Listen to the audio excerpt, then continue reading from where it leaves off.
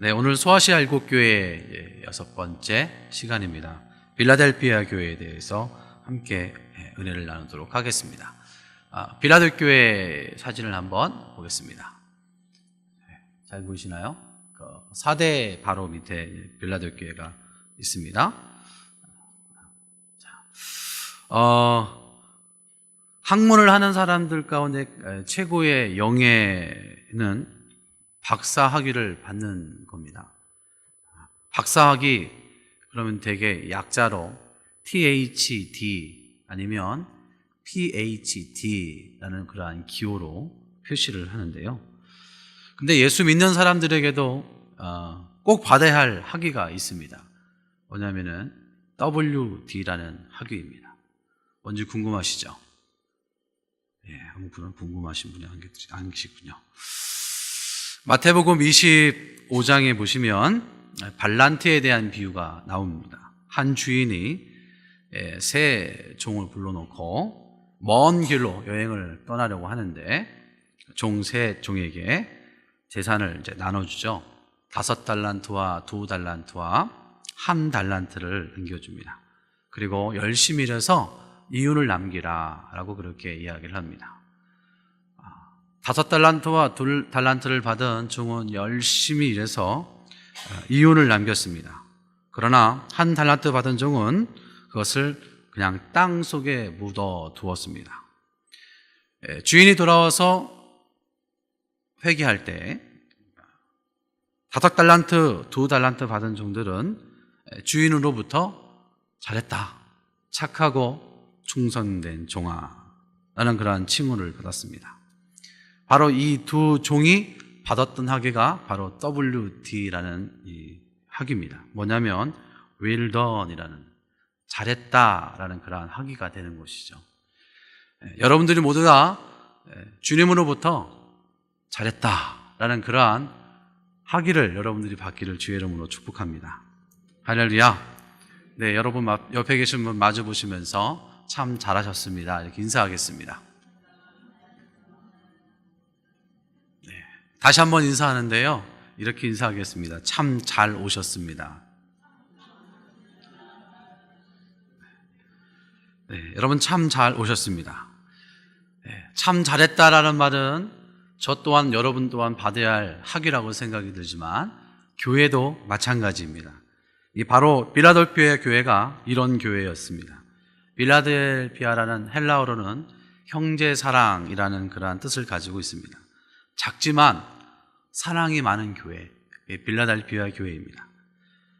빌라델피아는 사대에서 동남쪽으로 약 40km 정도 떨어진 소도시입니다. 그러나 이 도시는 아시아 동부 지역으로부터 뻗친 무역의 교차지로서 동방의 관문이라고 불리는 그러한 도시였습니다.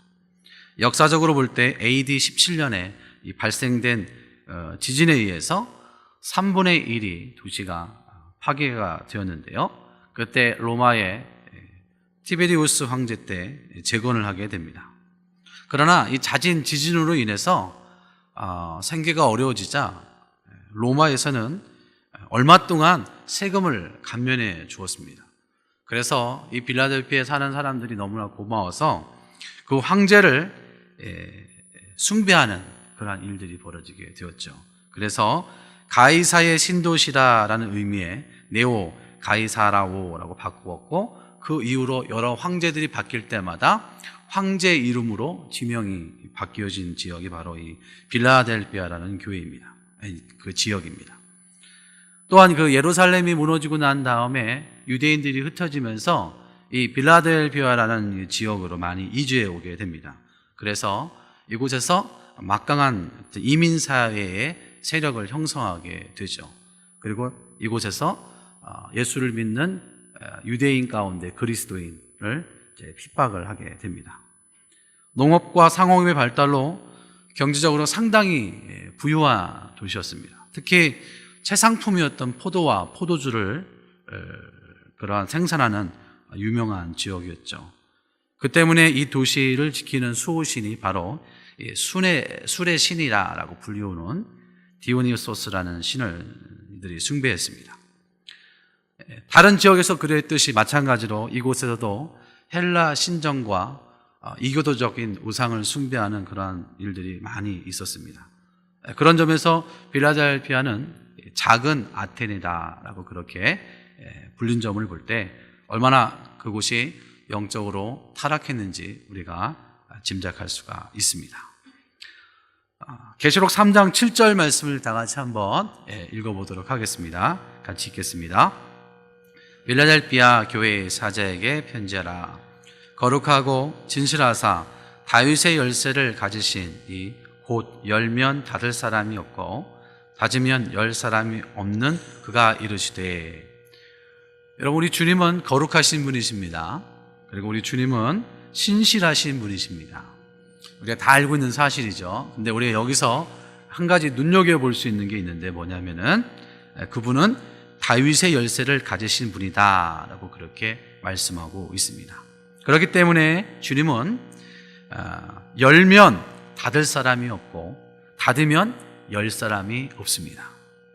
7절에서 말하는 열면 닫을 사람이 없고 닫으면 열 사람이 없다라는 표현은요, 사도 바울이 복음을 전하는 그 문으로도 많이 사용된 단어입니다.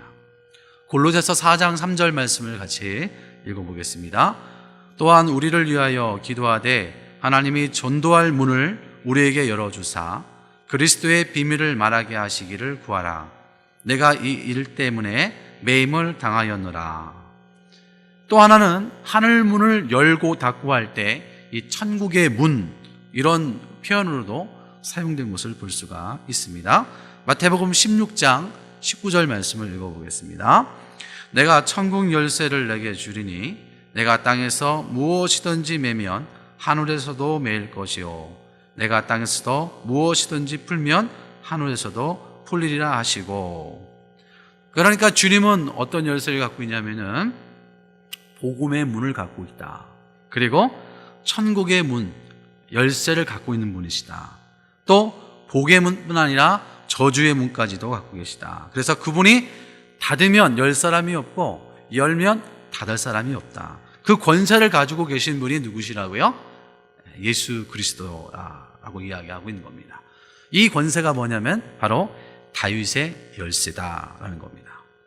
이 다윗의 열쇠라는 의미를 우리가 자세히 알려면은 이사야 22장 22절 말씀을 보면 좀 쉽게 이해할 수가 있습니다. 같이 읽어보겠습니다.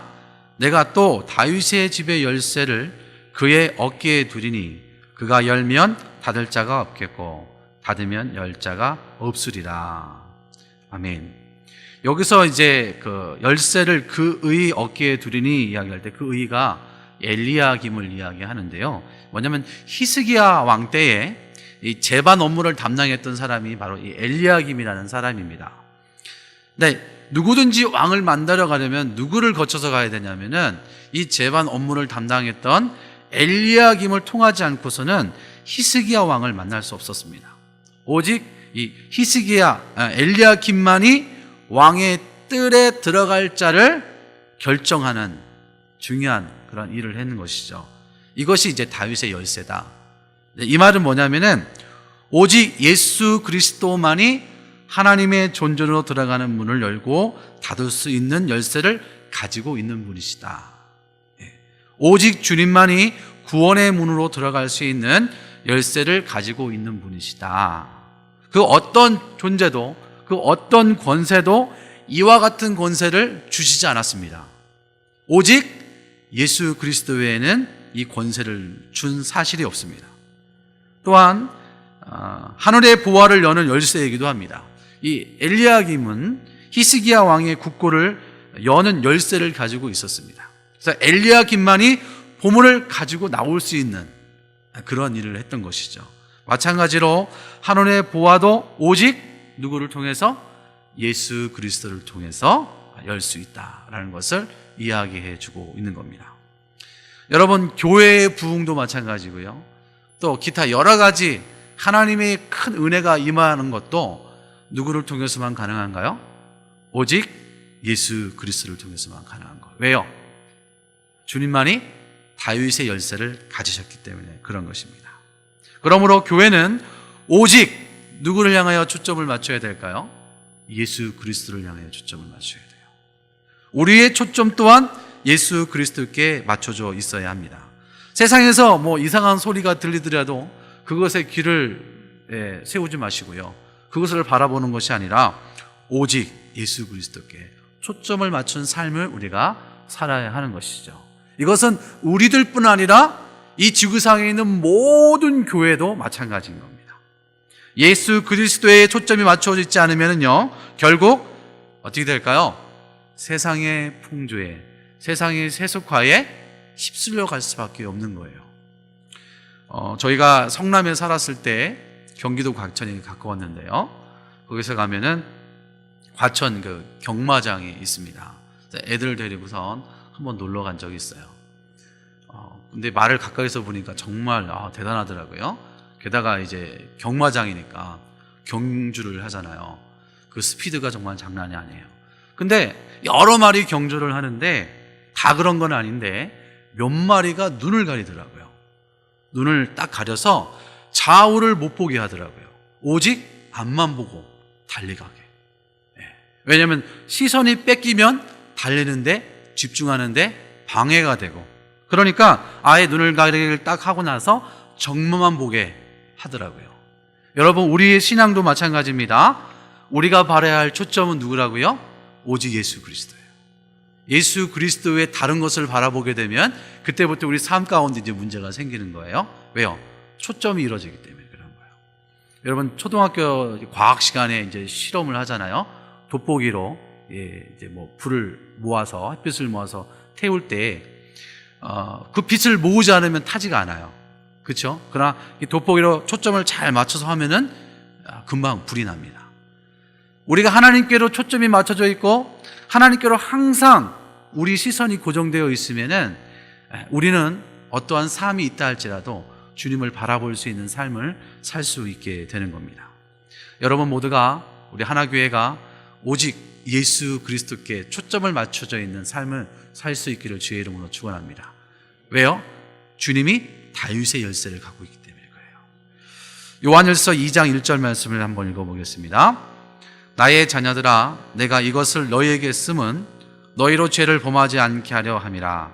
만일 누가 죄를 범하여도 아버지 앞에서 우리에게 대예언자가 있으니 곧 그러신 예수 그리스도라. 할렐루야. 그래서 주님은 열면 닫을 사람이 없고 닫으면 열 사람이 없는 다윗의 열쇠를 가지신 분이다 라는 것을 이제 필라델피아 교회에 있는 들에게 이야기를 하고 있는 겁니다. 그러면서 주님은 이 필라델피아 교회를 향해서 칭찬과 함께 격려를 해줍니다. 이 필라델피아의 특징이 뭐냐면은 책망이 없다라는 거예요. 칭찬만 있는 교회입니다. 3장 8절 말씀을 같이 한번 읽어보겠습니다. 시작. 볼지어다 내가 내 앞에 열린 문을 두드렸으되 능히 닫을 사람이 없으리라. 내가 내 행위를 나누니 내가 작은 능력을 가지고서도 내 말을 지키며 내 이름을 배반하지 아니하였도다. 여러분, 필라델피아 교회의 행위를 주님이 알고 계시는 겁니다. 이제 여러 교회가 계속 등장하면서 동일한 내용이 나오는 거예요. 뭐요? 아신다라는 거예요. 필라델피아 교회도 주님이 아시는 거예요. 뭘 아실까요? 어떤 행위를 아신다라는 겁니다. 그 행위가 뭡니까? 그것은 작은 능력을 가지고도 내 말을 지켰다라고 그렇게 말씀하고 있습니다. 그리고서 주님을 배반하지 않았다. 여러분, 빌라델피아라는 지역은요, 해안으로 동쪽으로 이제 뻗어 있어서 로마와 소아시를 연결하는 그러한 교통의 허브 역할을 했습니다. 그래서 아까 말씀드린 것처럼 동방의 관문이다 그랬던 곳이죠. 이 빌라델피아는 그것을 통과하는 방문객들, 또 체류하는 사람들, 또 사업을 하는 상인들, 장사꾼들, 군인들, 행락객들, 여행자들, 얼마나 많은 사람들이 그곳으로 왔다 갔다 하는지 모릅니다. 여러분 한번 생각해 보십시오. 수많은 사람들이 이 빌라델피아라는 지역으로 왔다 갔다 한 거예요. 그러니까 거기에서 그냥 앉아서 복음을 전하면은 그 사람들 다 어디로 가요? 전 지역으로 막 퍼지는 거예요.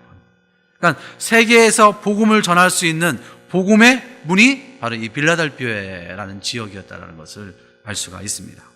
사도행전에서 보면은 바울이 에베소에서 한 2, 3년 동안 생활하면서요, 두란노 소원을 만들었고, 거기서 많은 사람들을 제자 훈련을 시켰습니다. 그 이유가 뭐냐면은 이 에베소라는 지역이 복음의 문이 열려져 있었던 곳이기 때문에 그런 것입니다.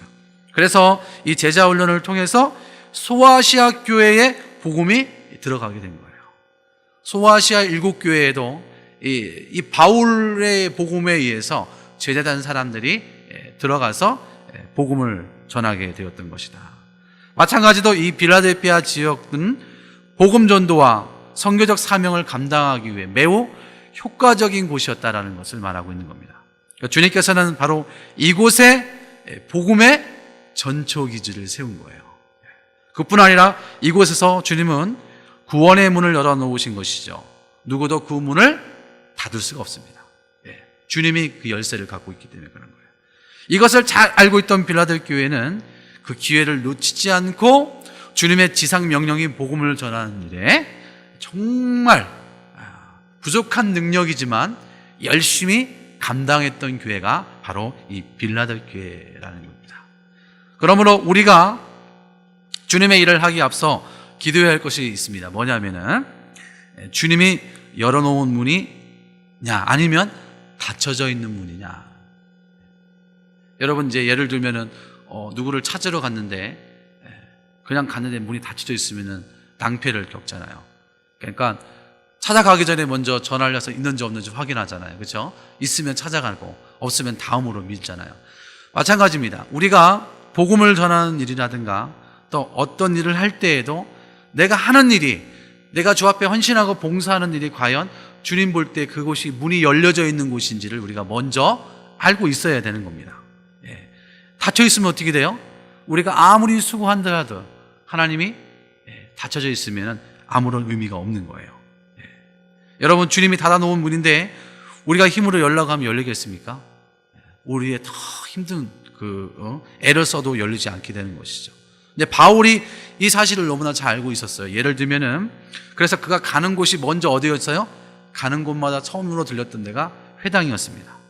그리고 그는 아덴에 머물렀을 때에도 여지없이 회당에 들어가서 그들과 변론하고 복음을 전했어요. 왜요? 그곳이 복음의 문이 열려 있는 곳이라는 것을 너무나도 잘 알고 있었기 때문에 그런 겁니다. 복음을 전하가도요, 어떤 사람들을 만나게 되는데 이분은 복음을 전할 때 굉장히 복음을 빨아들이는 그런 힘이 있는 사람들이 있어요. 그런데 그렇지 않은 사람들이 있어요. 맹맹한 게 아니라 오히려 좀 굉장히 공격적인 사람들이 있습니다. 근데 그런 사람들한테 끝까지 쫓아가고 복음을 전해요? 뭐 그러면 뭐 순교도 할 수 있겠죠, 잘하면. 뭐 그런 일도 있었지 않을까 생각. 그러나 지혜로운 사람은 그렇게 하지 않습니다. 왜요? 그 사람의 마음에 닫혀 있기 때문에 그런 거예요. 닫혀 있는 사람에게 아무리 얘기해도 들리지가 않습니다. 그거는 세상 사람들뿐 아니라 우리도 마찬가지예요. 신앙생활하지만 내가 이것을 어떤 교훈을 주기 위해 이야기한다 할지라도 그 마음의 문이 닫혀 있으면요, 아무리 이야기해도 듣지 않습니다. 왜요? 마음이 닫혀 있습니다. 그러니까 어떻게 해야 돼요? 그 문이 열려질 때까지 기다려야 돼요. 그게 언제 열린지는 못하지만 분명한 것은 그 마음의 문이 열릴 때까지 기다리는 거예요. 전도의 문도 마찬가지입니다. 우리가 아무 데나 갈 수가 있어요. 그러나 분명한 건 뭐예요? 그곳이 하나님이 복음의 문으로 열려진 곳인가 아닌가를 먼저 우리가 주 앞에 기도하고 나가는 것이 지혜로운 사람의 모습이다라는 겁니다. 사도행전 14장 27절과 28절 말씀을 같이 읽어보겠습니다. 그들이 이르러 교회를 모아 하나님이 함께 행하신 모든 일과 이방인들에게 믿음의 문을 여신 것을 보고하고요, 제자들과 함께 오래 있으리라. 아멘. 네. 여러분, 교회의 부흥도 아무 때나 되는 것이 아니죠. 주님이 그 부흥의 파도를 일으켜야 하지만이 그 파도를 타고 부흥의 은혜가 임할 수 있습니다. 그런데 안타까운 건 뭐예요? 그게 언제 열리는지 언제 닫히는지 우리는 알 수 없는 거예요. 그것은 오직 누구만 알아요? 주님만 아시는 거죠. 그렇죠? 그렇기 때문에 우리가 해야 할 일은 뭘까요? 우리가 해야 할 일은 기도하는 겁니다. 그리고 준비하는 겁니다. 준비하는 자만이 가질 수 있는 은혜인 거죠. 미국에서 시작된 블랙 프라이데이라는 게 있습니다. 이거는 백화점 세일인데요. 1년에 한 번, 두 번 정도 하나요? 한 번 하게 되면 한 40%에서 50% 정도 세일을 하게 된다고 합니다. 그러면 이 세일하는 당일 아침에 몇 시간 전부터 사람들이 줄을 서요. 기다려요. 문이 열릴 때까지. 땡 하면은요, 문도 열리기 전에 사람들이 문을 때려 부시고 들어가요. 그리고 먼저 물건을 잡아요. 그러면 그게 누구 거예요? 잡은 사람 거예요. 잡은 사람이 40%에서 50% 세일 가는 가격으로 살 수 있는 겁니다. 근데 그 문화가 한국에도 지금 들어왔잖아요. 여러분 뭐 집 앞에 여기 마트 같은 데에서 몇 월 며칠 날 80% 세일 그러면은 몇 시부터 합니다 그러면 사람들이 와고 줄 서서 막 기다리는 그런 거 혹시 보신 적 있습니까? 예. 여러분 그것을 내가 가져가려면 어떻게 해야 돼요? 먼저 내가 가서 준비되어 있어야 되는 거죠. 마찬가지입니다. 하나님의 문을 언제 열지 모르지만 분명한 것은 내가 준비되어 있다면은 주님의 문이 열렸을 때 우리는 그 복을, 우리는 그 은혜를 누리고 가져갈 수 있는 것이죠. 빌라델피아 교회가 주님께 칭찬을 받은 일이 있습니다. 뭐냐면은 작은 능력을 가지고도 주님의 말씀을 지켰다라는 겁니다. 여러분 빌라델피아 교회는 다른 교회와 다를 바 없는 환난이 있고 핍박이 있는 교회였습니다. 그런데 다른 교회와 다른 것이 있는데 뭐냐면은 그것은 그들이 가지고 있는 능력이 어떻다고요? 작은 능력이었다라고 이렇게 이야기하고 있습니다. 이 작은 능력이란 무엇이냐면은 미크란이라는 말인데 능력이 거의 없다라는 거예요. 능력이 거의 없다. 능력이 거의 없지만 그래도 그들이 주님 앞에 맡겨진 일에 대해서는 어떻게 했어요? 죽도록 충성하며 잘 감당했다라는 겁니다. 성실과 인내로. 여러분 우리는 어떻습니까? 우리가 이제 어떤 일을 하기 전에 항상 뭘 먼저 생각하나요? 나는 그거에 대해서 능력이 있나? 나는 그거에 대해서 실력이 있나? 나는 그거에 대해서 큰 믿음이 없는 사람 같은데 그런 생각을 하고 마음을 갖고 있잖아요. 11월 되고 12월 되면은 각 부서에서 또 임원도 선출하고 그렇죠? 교사도 선출하고 이런 다양하게 여러 가지 이제 임원들을 뽑아야 할 텐데 그때 항상 우리가 우리 마음속에서 하는 말이 그거예요. 내가 뭐 알아? 내 능력도 없는데 나 할 줄 아는 거 아무것도 없어. 아는 게 없어. 뭐 이렇게 이야기하잖아요. 겸손하죠. 그렇죠? 사실 그건 겸손한 게 아니죠. 그런 분들이 상당히 많이 있습니다. 왜요? 저도 그렇게 해봤기 때문에. 그런데 분명히 것은 하나님은 그 사람의 능력을 보지 않는 거예요. 하나님은 사람의 능력을 보지 않습니다. 하나님은 그 사람의 마음을 보신다는 거예요. 작은 능력으로도 주님의 일을 성실히 감당하는 사람. 그러다 보면은 하나님께서 그 성실한 모습의 마음을 보시고 더 능력으로 채워주시는 겁니다. 할렐루야. 오히려 주님은 능력 많은 사람들을 사실 더 안 쓸 때도 많이 있습니다. 왜요? 능력 많은 사람 쓰면은 교만해질까봐. 여러분 우리나라가 선교 대국입니다. 근데 선교 대국으로 발돋움할 수 있었던 이유가 있습니다. 뭐냐면은 능력이 많아서 그럴까요? 아닙니다. 능력이 많은 나라가 아니에요. 우리나라와 외국하고 이제 비교를 하면은요, 외국은 선교사를 파송할 때 어떻게 하냐면 철저하게 훈련을 시킵니다. 철저하게 훈련을 시키고 어느 나라 갈 것인지를 미리 알고 언어도 알고 또 그 나라에 가서 어떻게 할 것인지를 다 하고 갑니다. 근데 우리나라 특징이 뭔지 아십니까? 그런 거 없습니다. 그냥 갑니다. 그냥 몸으로 부딪히는 거예요. 이게 한국 사람의 저력입니다. 능력이 있어서 가는 사람이 없어요. 가서 부딪히면서 하나님이 능력을 주시더라. 그래서 한국 선교사님들이 어디든 가 있는 거예요. 아무도 안 간 외국의 선교사님들이 갈 수 없는 곳에는 누가 있어요? 한국 선교사님들이 계세요. 그분이 능력이 많아서요? 아니에요. 능력이 있어서 아니에요. 능력은 없지만 하나님 은혜 주시고 감동 주시니까 가는 겁니다. 여러분 그런 은혜가 여러분 가운데 있기를 주의 이름으로 축원합니다. 여러분 빌라델피아는요 굉장히 큰 부유한 도시라는 것을 알 수가 있습니다.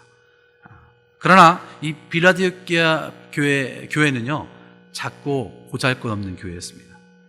도시에서 가장 최하층민으로서 가난하고 부족함이 많은 교회였습니다. 이런 부족함이 많은 교회였지만 놀라운 헌신을 주님께 드린 거예요. 그것이 주님을 감동시킨 겁니다. 내가 능력이 있어 주님을 감동시키는 게 아니라 부족하고 연약하지만 주 앞에 나와 최선을 다할 때 하나님은 그 믿음을 보시고 더 크게 감동하신다는 거예요.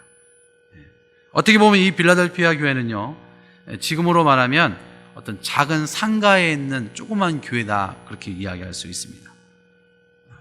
그런데 그러면은 이들이 못 배우고 게으르고 뭐 학벌이 없어서 그랬을까요?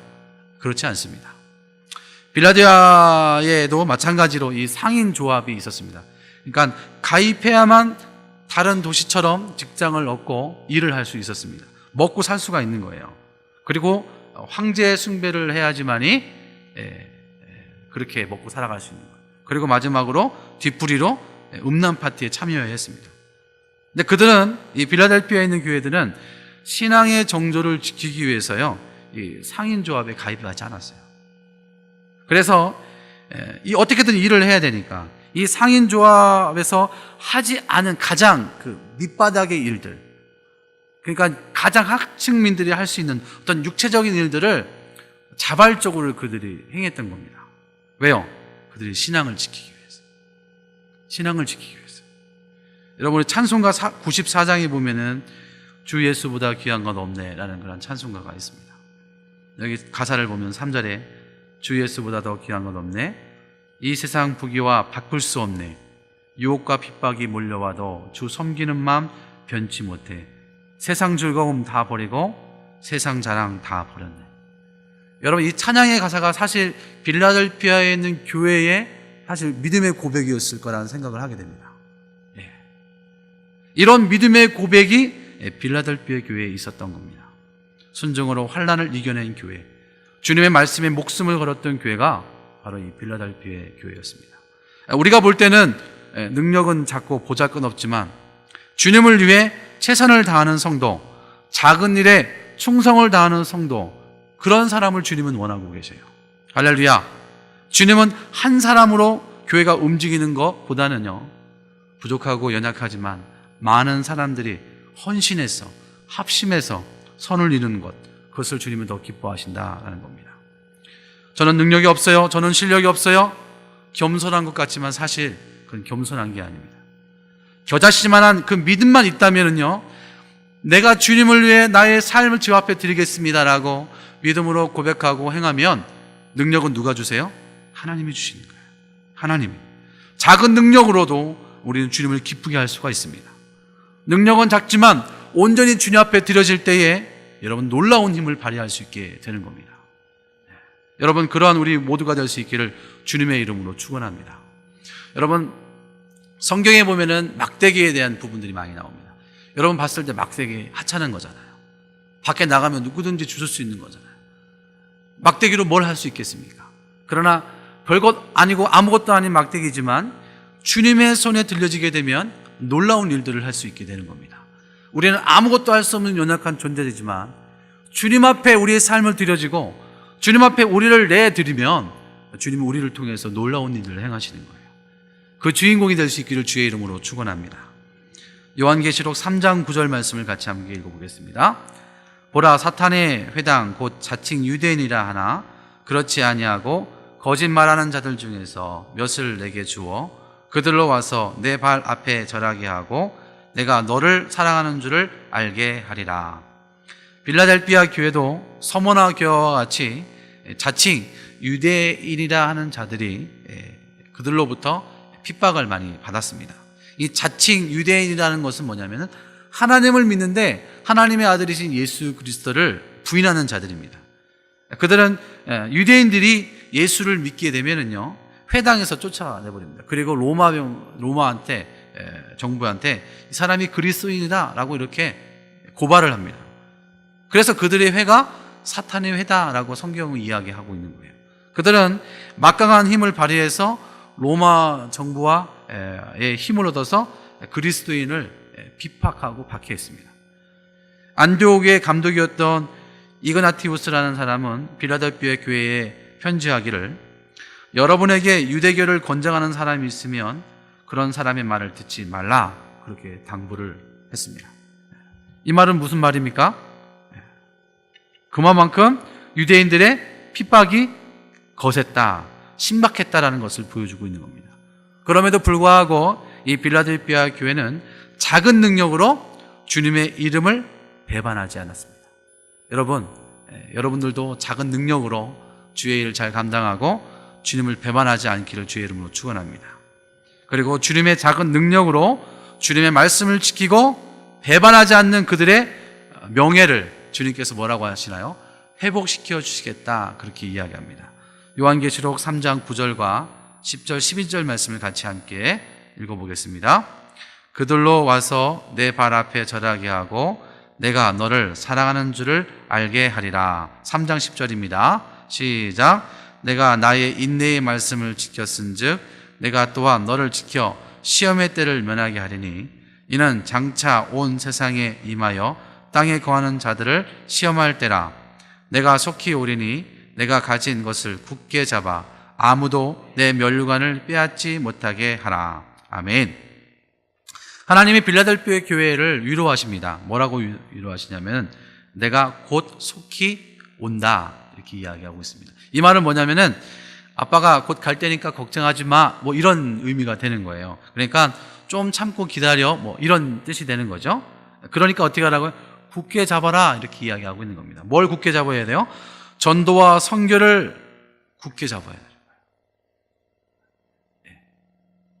적은 능력으로 지금까지 잘 감당했던 것들을 더 잘 감당하라고 주님이 그들에게 이야기하고 있는 거예요. 여러분, 전도와 선교를 등한시하면은요 어떻게 될까요? 상급을 잃어버리게 돼요. 상급을 잃어버리니까 어떻게 하라는 거예요? 굳게 잡아라, 이렇게 이야기하고 있는 겁니다. 이 굳게 잡다라는 말은 뭐냐면은 굳게 잡는 행동이 잠시라도 중단이 되면 안 된다라는 것을 이야기하고 있는 겁니다. 그러니까 교회는 복음 전파하는 일에 있어서 쉼이 있으면 된다, 안 된다? 안 된다라는 거예요.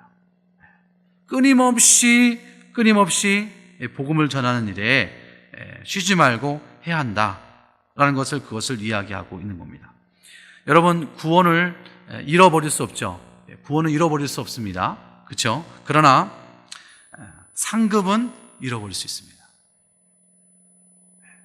우리가 주님 앞에 서게 되는 날 상급이 없다.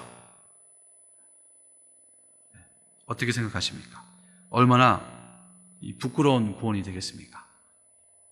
여러분 모두 다 구원을 받아요. 예수를 믿으니까. 똑같이 동일하게 예수를 믿어서 천국에 간다. 그러면 여기서 정말 힘들게 주의 나라를 위해 헌신하고 애쓰고 수고하는 사람은 어떻게 돼요? 아니죠. 분명한 것은 상급이 있는 거예요. 상급이 있다라는 겁니다. 근데 다른 사람 다 상급을 받는데 나는 상급을 못 받아. 어떤 사람은 그래요. 그까짓 거 뭐 안 받아도 돼. 천국만 가면 되지. 뭐 이렇게 이야기하는 사람도 있습니다. 그러나 분명한 것은 아셔야 돼요. 내게 주어질 상이 없다라는 것은요, 뭐야? 그만큼 영적으로 내가 무가치한 인생을 살았다라는 것을 이야기하고 있는 거예요. 내가 주님을 위하여 아무것도 안 했구나. 목적 없는 인생을 살았구나. 주님을 위해 삶이 아니라 나만을 위한 인생을 살았구나라는 것을 보여주는 거예요. 그 사람은 어떤 사람이라고 이야기할 수 있겠습니까? 불쌍한 사람인 거죠. 벌거벗은 구원을 받은 사람밖에 안 됩니다. 그러므로 하나님이 쓰시기에 여러분 모두가 편한 사람이 될 수 있기를 주의 이름으로 축원합니다. 쓰더라도, 주님이 사용하더라도요, 불편한 사람이 있어요. 그렇지 않겠습니까? 그러나 우리 모두가 주님 보시기에, 주님 쓰시기에 마음껏 내드릴 수 있는, 적은 능력이지만 주님 앞에 마음껏 내드릴 수 있는, 주님 보시기에 쓰기에 아주 편한 저와 여러분 될 수 있기를 바랍니다. 여러분, 우리 교회도요, 전도하는 교회 아니겠습니까? 그렇죠? 근데 전도하는 교회인데 불과 제가 볼 때 10%도 못 미친다라는 생각을 했습니다. 왜 그러냐면은 우리 교회 성도를 300명으로 기준으로 했을 때 10%면은 30명이잖아요. 그렇죠? 그런데 이제 우리가 목요차 전도라든가 평일날, 화요일날, 수요일날 전도해서 나오면은요 10명이 될까 안 될까요? 10명이 안 돼요. 그러면 우리는 사실 전도하는 교회, 여러분 맞죠? 하나교회 전도하는 교회 이렇게 이야기하는 말이에요. 밖에 나가면. 근데 퍼센트로 따지게 되면은 전도하는 일에 열심히 있는 사람이 없어요. 10명도 안 돼요. 하던 분들만 계속 하는 거예요. 하던 분들은 주님 앞에 열심히 상을 받는 거죠. 그렇죠? 그러나 하지 않는 분들은 어떻게 될까요?